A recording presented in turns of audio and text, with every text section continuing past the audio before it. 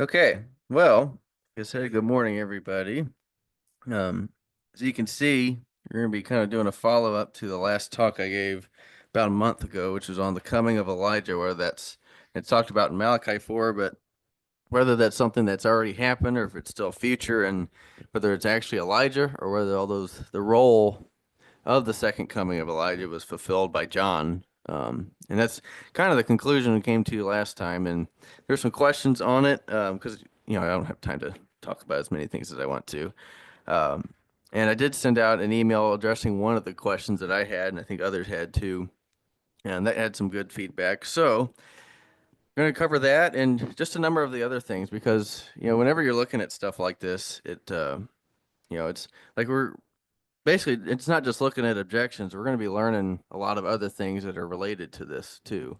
Um, so if you missed the last one, I'll actually, whenever I have this done and recorded, I plan to send both of them out through the newsletter, in both a Word document and also um, like a video. So if you want to watch or listen, but uh, anyways, there's a number of ways to go about this. Actually, of course. And I think the best way to go about it is to just kind of look at what Brother Thomas talks about it in Elpis Israel, because he makes a number of points, and there might be some other objections that aren't in that, but I think the majority of the ones that people think of, he mentions there. So I want to start out by just reading what he thought Elijah was supposed to do, his second coming, and why he thinks John the Baptist could not have been that. So this is in Elpis Israel. It says, "It would seem from the testimony of Malachi, who prophesied concerning the 10 tribes, that while they are in the wilderness of the people, they will be disciplined by the law of Moses as their national code, while things concerning Jesus will be propounded to them as a matter of faith." So this is something that's still featured today. This is talk about the final regathering of the Jews dispersed throughout the earth. Um, and it says, "For it is testified by Hosea, they shall be gathered and shall sorrow a little for the burden of the king of princes. The person with whom they will have more immediately to do in their second exodus is Elijah. There would seem to be a fitness in this. In the days of their fathers, or in the days of their fathers, when they forsook the Lord and abolished the law of Moses, Elijah was the person whose ministerial life was occupied in endeavoring to restore all things. Though he did much to vindicate the name and the law of Yahweh, he was taken away in the midst of his labors. For what purpose? That he might at a future period resume his work and perfect it by restoring all things among the 10 tribes according to the law of Moses, preparatory to their being planted in their land under a new covenant to be made with them there. So what he's saying here is basically Hosea talks about, that they're going to sorrow a little for the burden of the kings and princes, and he interprets that to mean that the Jews, the lost 10 tribes specifically, that's the only class he's talking about here, is the lost tribes of Israel that went into Assyria and never came back. They're the ones that they're going to basically realize that it's Jesus they persecuted before they come into the land, and they're going to sorrow for that. We won't actually talk about this later, so I'll mention it now, but that verse in Hosea 8:10, if you look up different versions of it, there's about 12 different ways it reads, and some of it makes it seem like they're going to sorrow a little because of the kings and princes, which is talking about when they're in their lands of dispersion, kings and princes are going to cause them to sorrow. So it's not nearly as clear cut as it makes it seem there. Um, but basically, Elijah is going to be the one gathering them, and then Christ is going to meet them in Egypt, and things like that. So we'll talk about that more later.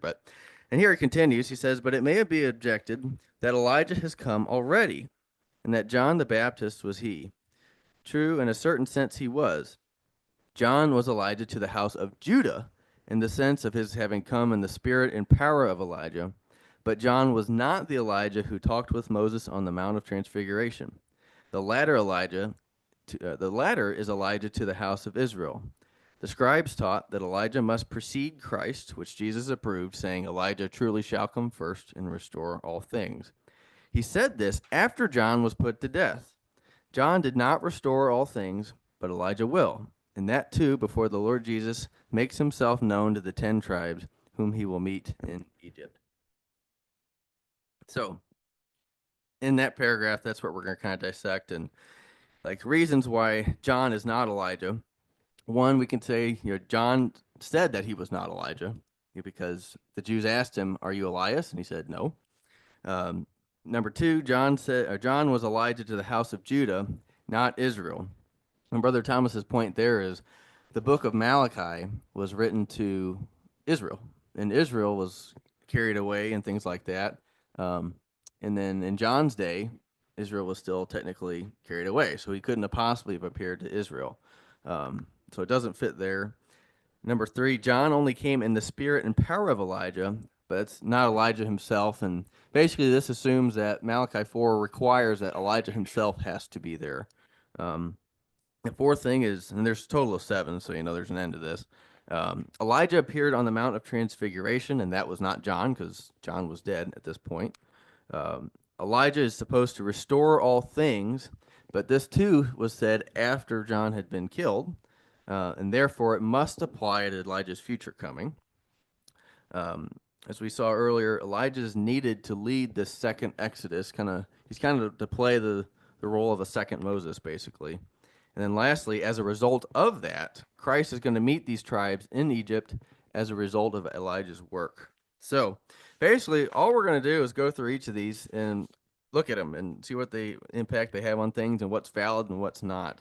And the first, and the one I think that comes to mind, and rightly so, is this first one is, well, it seems like John settles this question. Can you remember? This is when John first appeared, and he came looking just like Elijah did. He had the same garments. Remember, he was in his wilderness until the day of his showing unto Israel.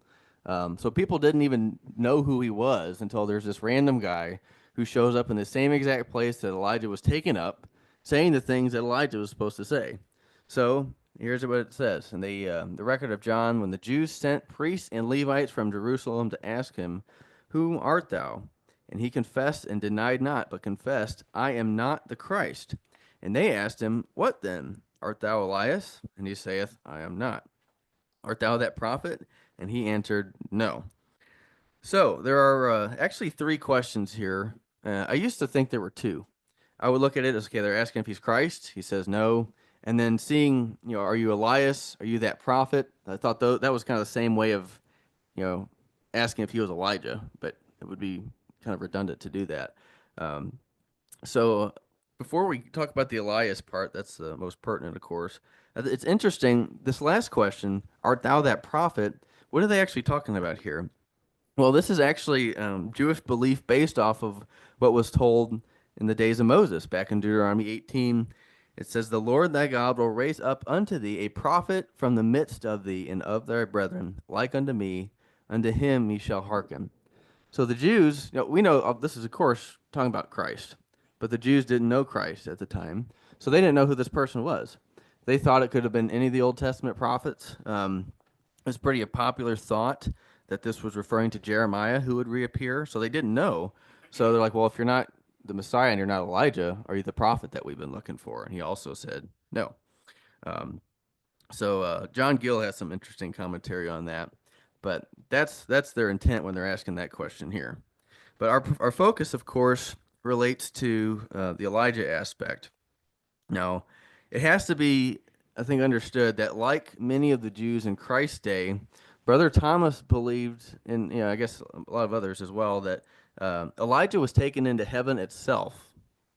So we've talked about that a lot last time, and we won't go into depth now, but we saw you really can't deny it. There's a letter written from Elijah no less than 4 years, between 4 and 10 years after he was taken up, written to one of the kings of Judah, who didn't even come to rule until years after Elijah was taken away. So Elijah was not taken into God's dwelling place. And that's important because we have 2 options here, basically. If Elijah is in heaven, kind of like Christ is in heaven now, then he's got to have a second coming. I mean, for what other purpose does God have him up there? And the reason Christ is on God's right hand is because he's sending him back one day and with a very specific list of things to do. So the question is, if Elijah's in heaven, then we have to basically like what verses are telling us what he's doing. We have to look and try to find some kind of evidence for his second coming and what he's going to do. And then the other side is if he's not in heaven, then we don't have to try to find evidence that shows what he's doing at his second coming. So this concept in and of itself makes or breaks what how we look at these verses and what we're looking for. And I'll say the verses that have been supplied, and we won't talk about nearly all of them here, but supplied to show his second coming, I don't find a single one of them even remotely relate to Elijah's second role. But anyways, let's look at this here. I think the most important thing and the kind of the key to all of this is to understand the nature of the Jews' question. This is the core of the difficulty, and it's the key to its solution, because we have to remember what they expected of him. Last time I had this big long, I think it was like 2 slides that John Gill, I think it was, that explained this is the stuff that they believed concerning Elijah. And just a couple things. I mean, there's a whole list of things that have nothing to do with what Malachi 4 says Elijah's supposed to do. But the Jews just kind of conjured up their own beliefs and said, well, Elijah himself's going to appear, and he's actually going to choose the Messiah, in the sense that the Messiah won't even know who he is until Elijah tells him, hey, you're the Messiah. Obviously, there's not a single verse that supports that. They also show that he's going to have equal authority as the Messiah himself and do a lot of the same things that he's going to do. Remember, we talked about how even at Passover, they leave a seat open for Elijah just in case he returns and participates with them. And a lot of them even believe that he's got actually 3 comings and not 2. Again, not a lick of evidence for that at all, but that's what they believed, and that's what the Jews at the time of John believed. So their question is arising from their understanding. And that's an important thing because it's a corrupt understanding. But they would be pretty disappointed with what John was going to do, because it wasn't going to be anything what they expect. Just like how Christ was nothing that they were expecting of the Messiah, because they had false expectations of him as well.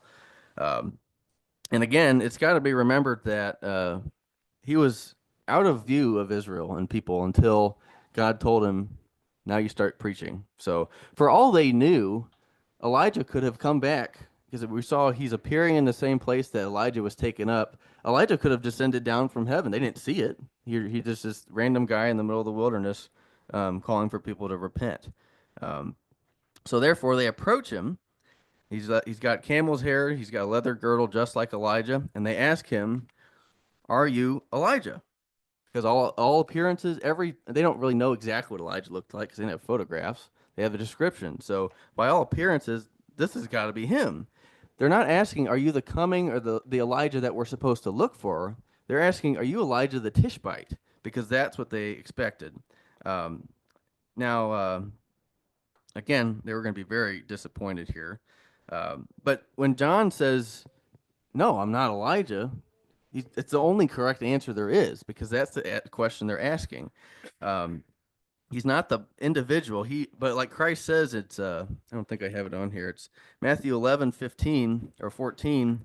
Christ says, this is, speaking of John, this is Elijah which was for to come, which means John the Baptist is the Elijah that Malachi said is going to come. So if John is not that person, I don't know how Christ could have said that, actually. But the easiest way to see this is applying the same concept to another prophecy that's very similar, just with the way things are talked about. So, for example, in Malachi 4, we have a prophecy that says Elijah's going to come again. We believe that John was this Elijah, even though John's name is not Elijah. Like, if you're just reading the prophecy of Malachi 4, there's nothing that indicates that this would not be Elijah himself. It just says Elijah. And therefore, when we come to the time of the prophecy's fulfillment with John, we find Jews are asking, they're ignorant of John's identity. That's why they're asking. But they recognize this is what Elijah's going to do. So are you him? Well, we see the same thing, or we can apply the same thing with Ezekiel 37. The verses in question are 23 through 25. Actually, let's look that up real quick, because otherwise just might go right over our heads. Ezekiel 37:23 to 25. And this is right after the Valley of the Dry Bones. If I can get there.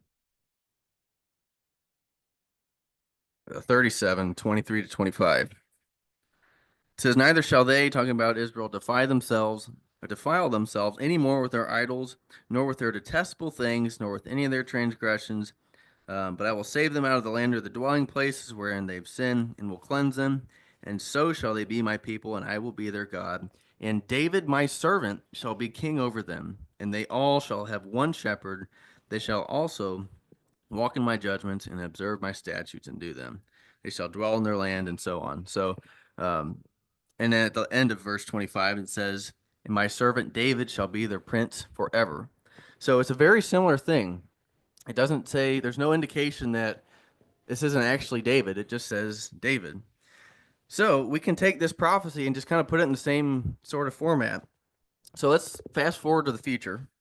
This is the time when David, my servant, is reigning over Israel. So Christ is sitting on his throne. Now let's just imagine a group of Jews. They're ignorant of Jesus' identity, just like they were ignorant of John, but they're very familiar with this prophecy. So they know this is what's going to happen. And they therefore expect David himself to be ruling over Israel and doing these things. So that's what it says in black and white. And therefore, they see this man, glorified man on the throne, doing exactly what Ezekiel says David is going to do.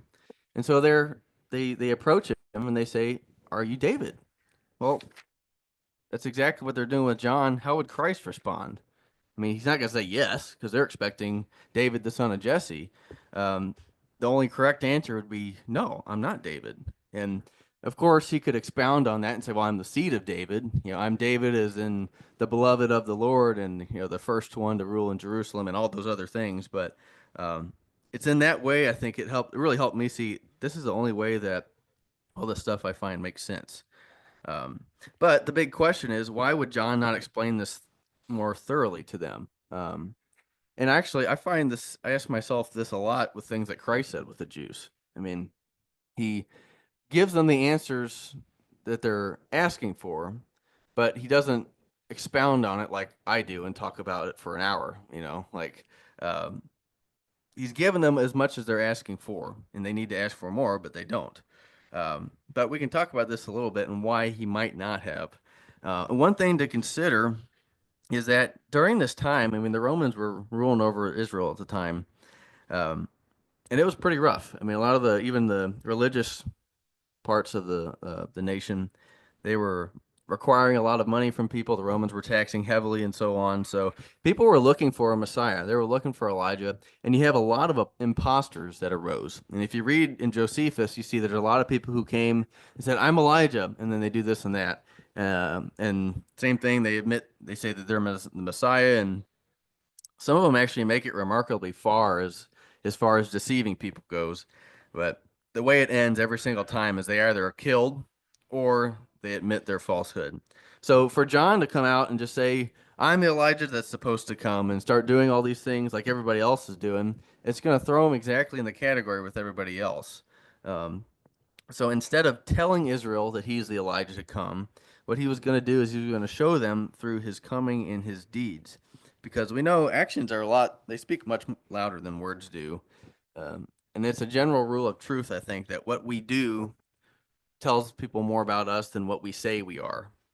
And it's actually, as it says, as Matthew 7:15 and 16 here, it's kind of this exhortation of beware of false prophets which come to you in sheep's clothing, but inwardly they are ravening wolves.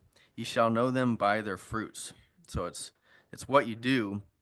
It shows who you are. But adding to this, I think there's even more to this I found very interesting, that the testimony of others concerning us is more effective than what we claim ourselves to be. In Proverbs, it talks about, let another man praise thee and not thine own mouth, because it's unseemly for you to do it for yourself. But it also means more coming when other people are talking about you. So Christ's testimony of John that this is the Elijah that should come, Christ's testimony would mean more than I think John's his own self. But I think this actually gets into something even more interesting, and kind of how Christ interacted with his role as the Messiah. Because Christ came in the same way. He was not telling everybody, I'm the Messiah. I mean, they were asking him all the time, but he would perform a miracle and he'd do something, he'd teach. And then they say, are you the Messiah? And usually it was crickets, or on numerous occasions when he would heal a single person, he'd tell them, tell no man that I'm the Messiah. Um, but most, I think, noteworthy of this is what we find in Matthew 11, because this is when John is in prison, and I think John expected the kingdom to come right then and there, like a lot of the other disciples did. So John's in prison, and he sends his disciples to ask Christ, says, ask him, are you the Messiah, or are we looking for another one? Um, and we don't see Christ just saying, tell John, yes, I'm the Messiah, not to worry. He doesn't say that at all. Look at this. He says, now when John had heard in the prison the works of Christ, he sent two of his disciples and said unto him, art thou he that should come, or do we look for another? Jesus answered and said unto them, go and show John again those things which ye do hear and see. The blind receive their sight, the lame walk, the lepers are cleansed, the deaf hear, the dead are raised up, and the poor have the gospel preached to them. And basically, what he's doing, he says, I'm doing all of these things right now. Tell John what I'm doing. And these are all things that are in the Old Testament prophecies, and said the Messiah is going to do all this stuff. So he says, go tell John that's what I'm doing, and that's going to give him his answer. And it's the same thing with John. John is doing all the things that Malachi said he would. And that, I mean, to discerning Jews who really knew the law and what the law said and not what they think it said, I think they would know. So that's, I mean, I can kind of rush through that, I guess, but that's one of the bigger ones. This one's actually remarkably simple, and I don't know how the objection even came up really, but basically, like I said, this argument says that Elijah was sent to Israel because the first time he came, he was in Israel. Malachi, the book, which talks about his second coming, is written primarily to Israel. Um, but Israel was carried away in 700 BC around there, by Assyria. John the Baptist, I'm sorry, no, John the Baptist came on the scene 700 years after Israel was gone. So all that's left is technically Judah. So therefore, John was only sent to Judah. Now, there's a number of things. Actually, I had a lot written on this, but I thought there's one thing that solves it so quickly that it's not even worth mentioning the other things. Um, it's called Israel in John's time. Like, it's not even a question. Just one example. Joseph and Mary, they fled into Egypt because remember Herod was trying to kill the young Messiah. And it says, and they it says, arise and take the young child and his mother and go into the land of Israel. So he says, Herod's dead, come back to the land, go into the land of Israel. And they arose and they took the young child and his mother and came into the land of Israel. So, and you can see all those verses listed there. There's dozens and dozens of others, but that just shows it's not just one person that calls the nation at the time Israel. That's the primary way, and it was referred to. Um, so I don't really. You can try to understand why, because we'll talk about that a little bit. I have a theory as why it was not incorrect to call it Israel at the time, but we'll talk about that later. But to make this even more clear, not only was it called Israel at the time, but John was to be sent specifically to Israel. And this is the angel Gabriel's testimony. It says, talking about John and when he's going to be born, it says, he, John, shall be great in the sight of the Lord and shall neither drink wine or strong drink, and so on. And many of the children of Israel shall he, John, turn to the Lord their God. And he shall go before him in the spirit and power of Elijah.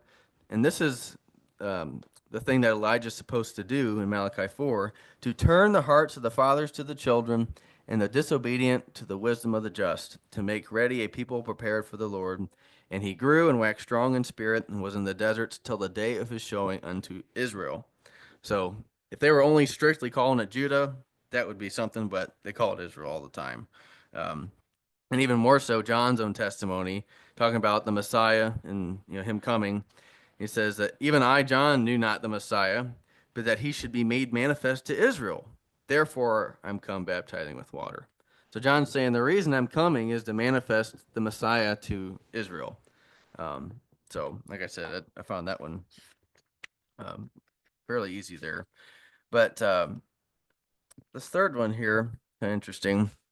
This one shouldn't take long either, just because it kind of relates to something we already talked about. But that basically the fact that John is said to have only come in the spirit and power of Elijah, but wasn't Elijah himself. That kind of hinges on the first objection, where he says, "I'm not Elijah," and doesn't require that Elijah himself comes, but just wanted to kind of take that symbolic name. But there's something else worth mentioning here. Um, like I said, I think it's without question that the way John appeared, I mean, from his before he was even born, his whole life was planned out. What he was going to do, what he was going to eat, what he was going to say. He appeared to give the impression that he was Elijah. Like I don't know for what other purpose he would have to do all these other things other than to give people the impression this is Elijah's second coming here.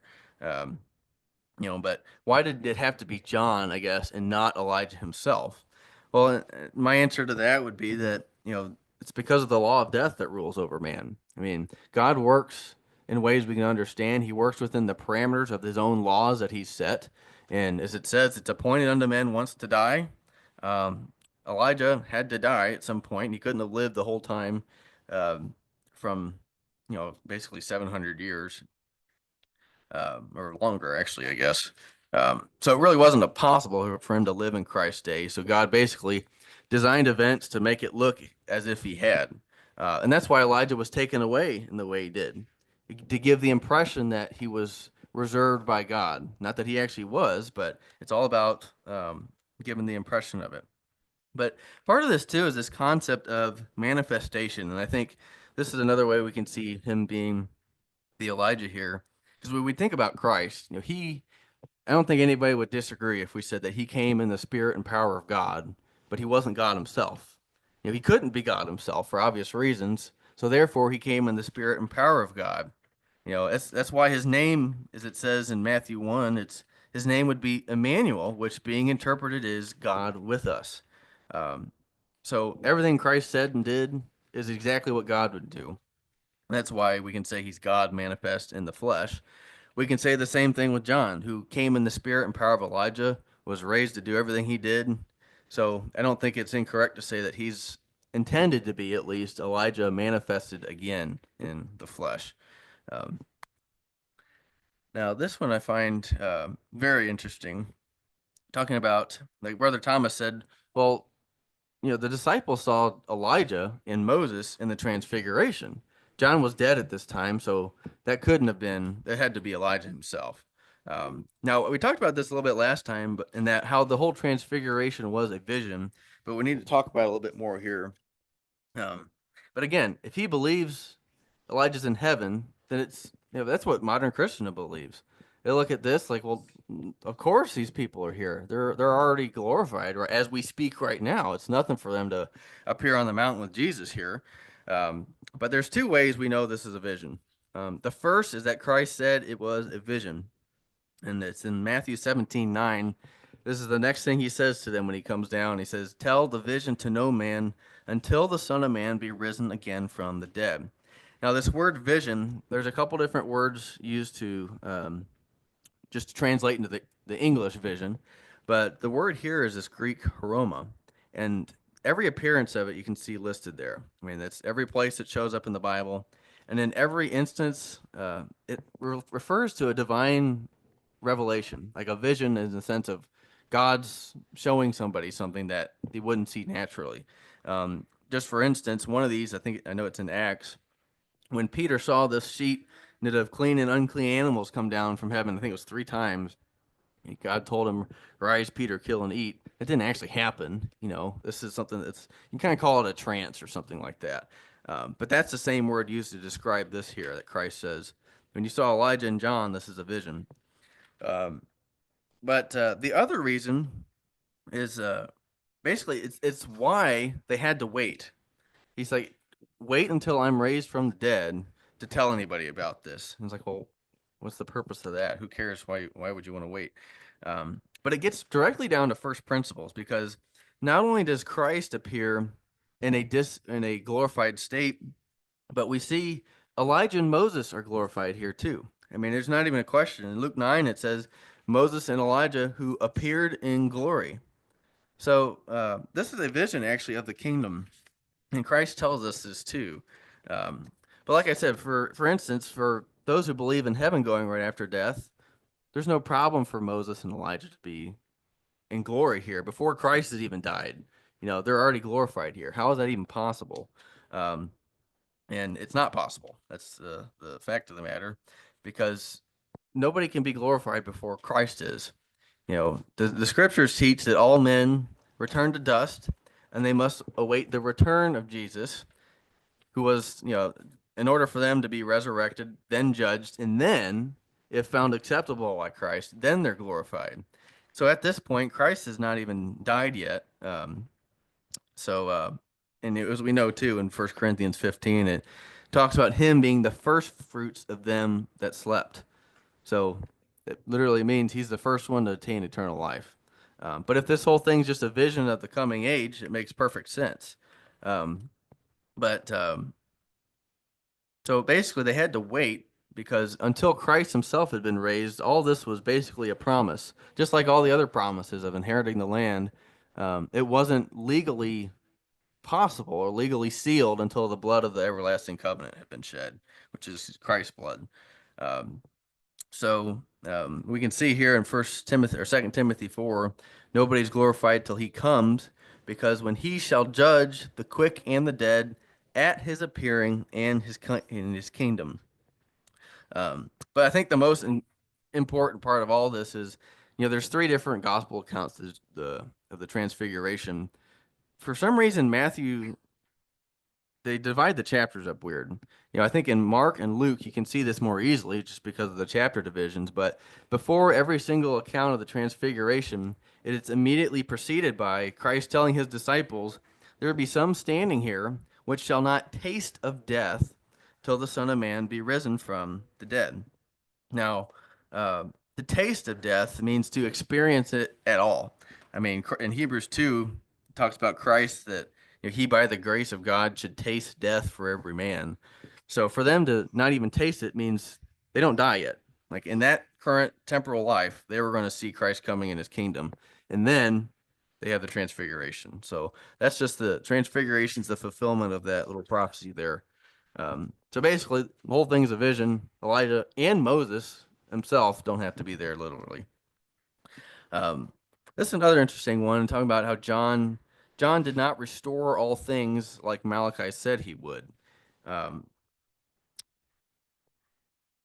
I think this is, I guess, probably the second strongest point I see, because this is also something that takes place right after the transfiguration account, because the disciples, having seen Moses and Elijah, they asked Jesus, why say then that the Elijah, or why then say the scribes that Elijah must first come? So then Christ affirms this, and he says, Elijah truly shall come first and restore all things. Now, we talked about last time how he's simply showing approval of their understanding of chronology. Like, well, yeah, Elijah's got to come first and then the Messiah. Um, but he follows this and says, but, a big but. So that's right, except there's a place they went wrong, and says that Elijah is come already and they knew him not. And then it says that the disciples understood that he spoke to them of John the Baptist. Now, that's the only understanding I have that answers all the questions here, but um, let's for a moment just assume John did not restore all these things, because what does it really mean to restore all things? Because it's on that phrase right there that all of this is kind of hinged. Because if John did restore all things, then there's no need for anybody else to do it. Um, the more we learn, the more we realize that all very rarely means all. Like it's usually all of a subcategory of a group or something like that. Um, and it talks. And this is another example of that. I think it's also important that when it says, "Well, John didn't restore all things," those things really aren't outlined that he didn't do. Like, well, what was he supposed to do that he didn't? But I think we can clearly say that this can't mean all things literally, because it's Christ who's the one who's supposed to restore all things. All these verses you see here talk about Christ is the one who's going to enact the restitution of all things, which is, not just the removal of the curse, but unity with God and man. And I mean, it literally refers to all things there that Christ is doing. So Elijah can't do that because that role is taken. So whatever he's doing, it's got to be a lesser all than that. Um, but I think we can say that I think this restoration applied to Elijah relates to restoring Israel to a right mind and expectation, like Malachi 4 says. There's two commentators on this that I think they have really astute views on this. So it's Albert Barnes and John Gill. So let's read those real quick. So this is Albert Barnes. So this is on the phrase Elias truly shall come and restore all things. He says that he did not mean by this that Elijah was yet to come, for he tells them immediately that he had come. But he meant to affirm that it was a true doctrine which the scribes taught, that Elijah would appear before the coming of the Messiah. To restore means to put into former situation. See Matthew 12:13. Hence it means to heal, to correct, to put in proper order. Here it means that Elijah would put things in a proper state. He would be the instrument of reforming the people, or of restoring them in some measure to proper notions about the Messiah and preparing them for his coming. Before the coming of John, their views were erroneous, their expectations were worldly, and their conduct were exceedingly depraved. He corrected many of their notions about the Messiah. You can see that in Matthew 3. And he was the instrument of an extensive reformation and thus restored them in some degree to correct views of their own system and of the Messiah to a preparation for his advent. So I think he does a good job explaining that. And John Gill has another view on it. Basically the same, just explains it in a little different way. Some of these other versions of the scriptures, of the Syriac and the Persic versions, read, instead of restore, it says, he shall perfect or complete all things that are prophesied of him, and shall put a period to the law and prophets, and close the Mosaic economy, and direct persons to Christ, in whom are the perfection of the law and the fulfilling of the prophets.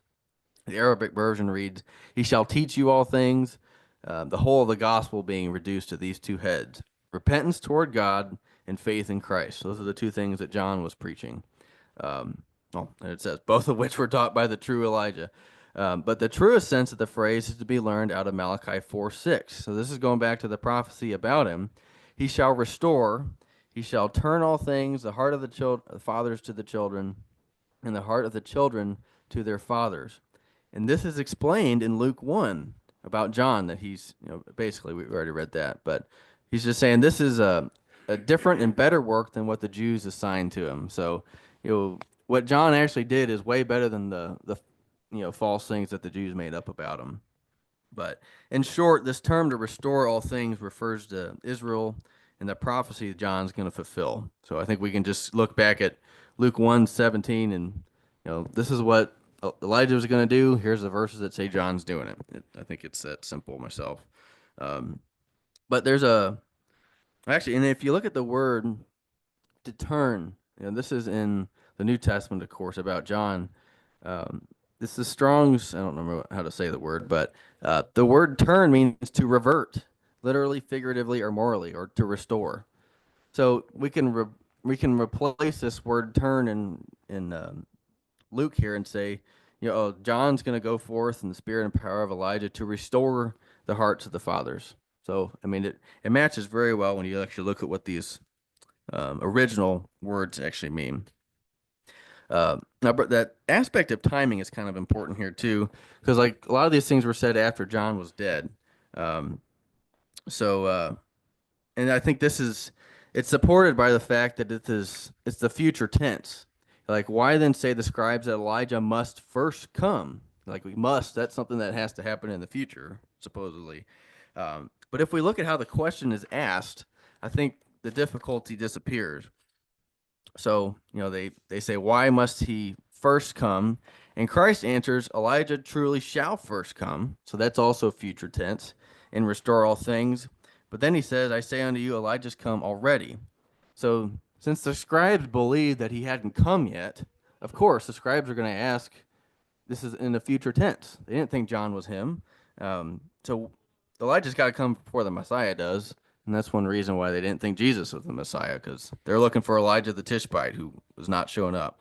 Um, but I think the essence of the Christ's answer is this, like the scriptures do say that Elijah must, or he shall come first, but then he says, like, that's a right concept, but here's where you went wrong. He's already here, and you didn't know who he was.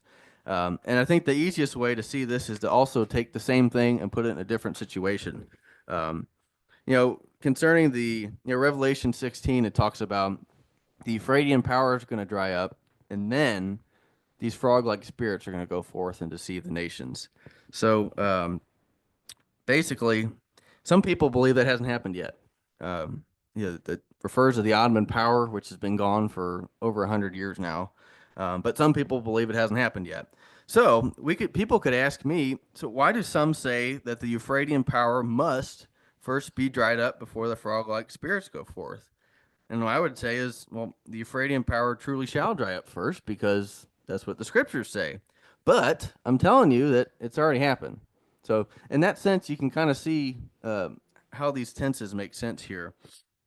And they didn't believe John was this Elijah, and as a result, I don't know if I don't have it on here, but because they didn't recognize him, Christ says they have done unto him whatsoever they listed. So he was beheaded and killed, and then he says right after that, in the same exact way, they didn't recognize Christ, and he therefore says that likewise also shall the Son of Man suffer of them. So he's prophesying they're not going to know me either. If they know the Elijah's come, they're not going to know the Messiah's come either, and how true that turned out to be. Um, so it's interesting to see how all these things are related, and explains why, just one of the many reasons why they didn't believe Jesus was him, the Messiah at least. So number 6 here, I'm just kind of get going here. This concept of Elijah being necessary to lead a second Exodus. And Elijah, or John Thomas mentioned that verse about, there's a verse in Hosea, I think it says, I think it's Hosea 1:11. It's in chapter 1. It says that they're going to appoint themselves ahead and come up out of the land. But there's actually some interesting things on this, and this would be a subject for, subject for another talk. But the entire concept of the lost tribes of Israel is actually kind of debatable, and we'll talk a little bit about it here. But basically, there's history and verses which show that before Assyria came down to carry away Israel, there was a huge remnant out of Israel that fled and came down into Judah and in Jerusalem. So there's verses which talk about this in, like, Micah 2:12. We won't look at it, for example, but there's also historical things that show that during this time, right before Assyria came down, the walls, there's all these temporary walls of Jerusalem that were built really quick, way bigger than the other ones, because there's just so many people that are coming down now and seeking refuge. But that prophecy in Micah 2, I think it talks about them coming down and Jerusalem and Judah swelling because of this kind of thing. Like I said, it'd be a subject for a different time, but to make matters more difficult, I think, though, basically, let me sum that up first. So the concept is, it seems like God had told the faithful in Israel, I'm bringing Assyria down. Anybody who's faithful to me, you need to come down into Judah, and that remnant that came out from that point forward, they would be Israel. Like the other ones, they're just going to be cast off. They're fully cast off. The new Israel, the remainder of Israel, is now kind of absorbed in Judah.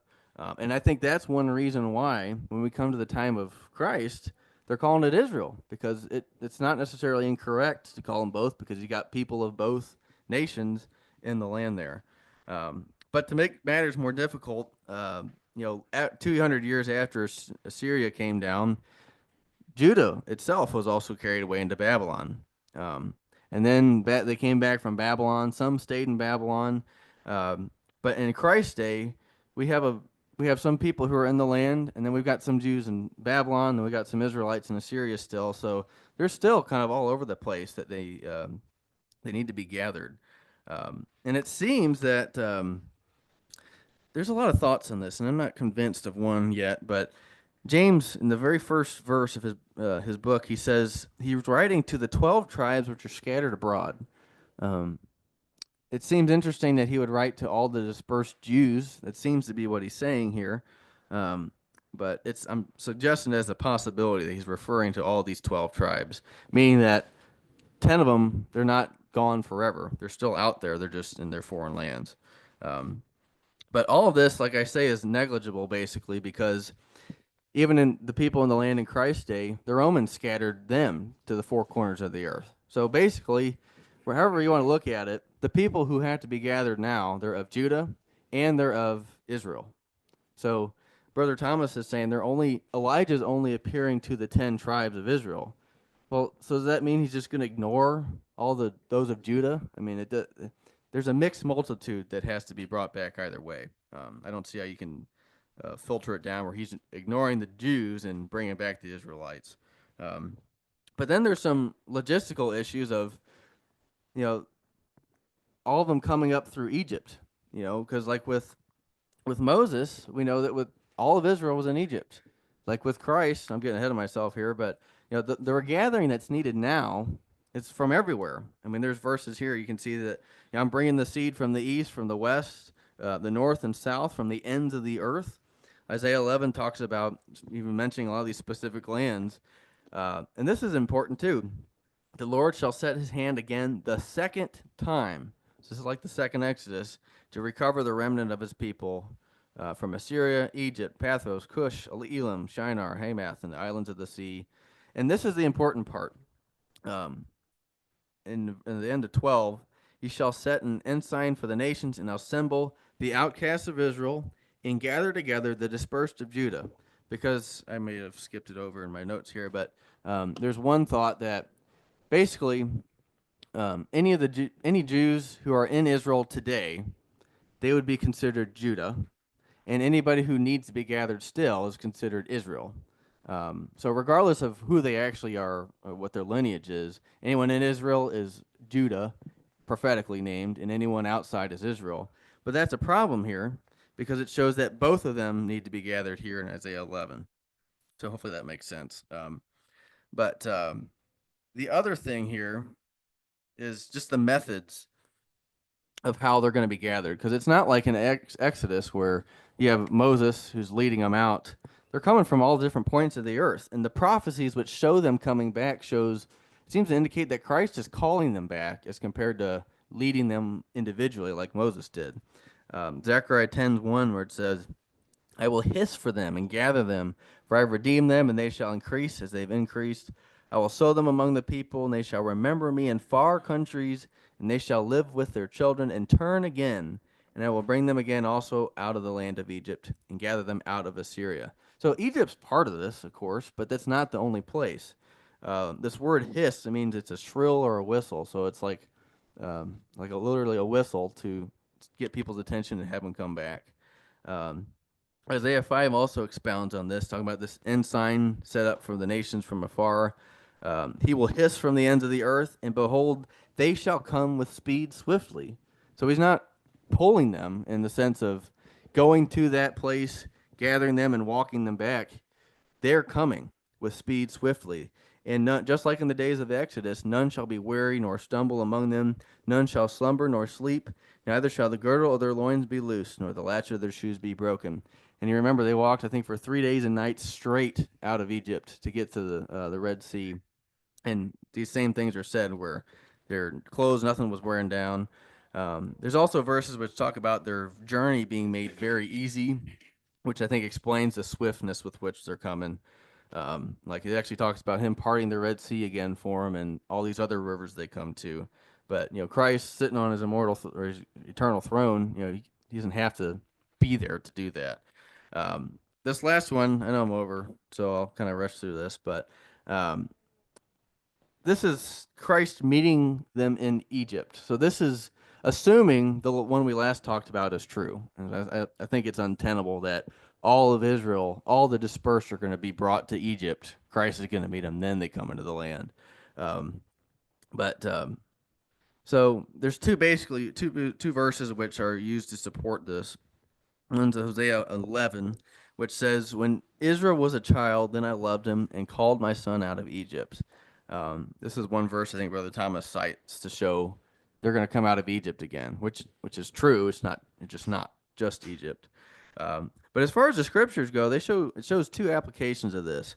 And the first one's very clear if you just read the chapter, and it's talking about God being the father of the nation of Israel because He brought them out of Egypt when they were a child or a young nation.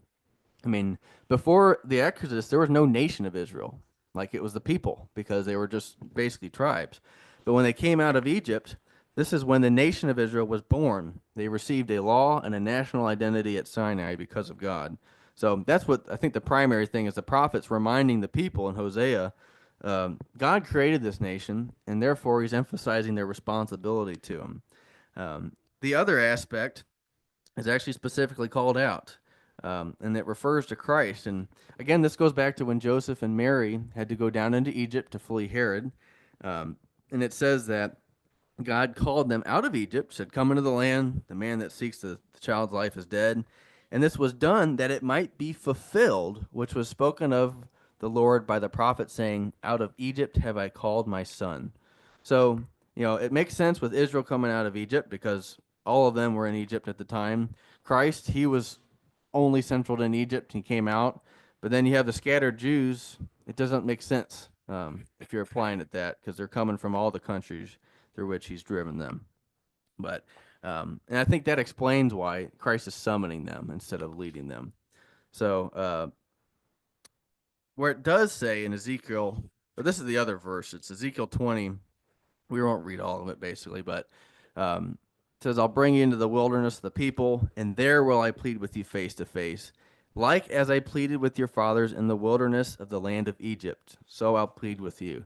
And, this verse is looked at and says, well, see, it says just like He did with Egypt, which means this is going to take place in Egypt again.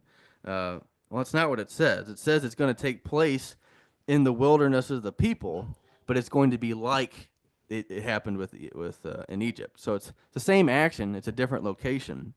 This wilderness of the people refers to the nations that they've been scattered through. And basically, these verses just show how Israel was kind of prophetically spoken of as their home. Any nations outside of that were called wilderness, and the people persecuting them were called these beasts and things like that. Like Deuteronomy 28 says, you're going to be removed into all kingdoms of the earth. Your carcass is going to be meat to the fowls of the air and to the beasts of the earth and things like that. So, but basically, it seems that there's a couple of views on how that actually be carried out. And my thinking personally is there's no question that these verses talk about a kind of sifting of the remaining Jews before they come into the land. And it seems most likely to me is since this is going to take place in their lands that they've been distributed from, this might be something that the saints take part in. And Elijah could be part of that, of course. But we believe that in order for Christ to rule the entire earth, He'll kind of distribute it evenly with saints as governors and princes and things like that.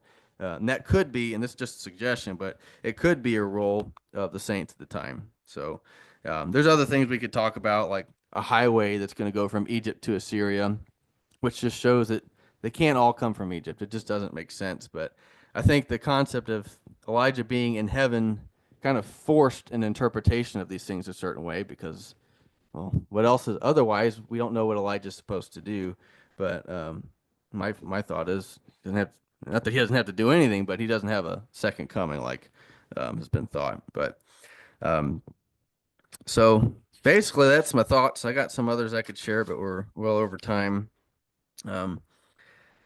Hope it was at least interesting, and there's some other things that you always learn when you're looking at something. But as it says, kind of with Christ and the Transfiguration, that the reason they could appear in glory, or they could tell others about them appearing in glory after Christ was raised, is because it's on that basis that all men have hope. If only we participate in God's plan and faithfully walk with our God in it. So with that said, we'll turn to the emblems here and remember the means of our atonement here.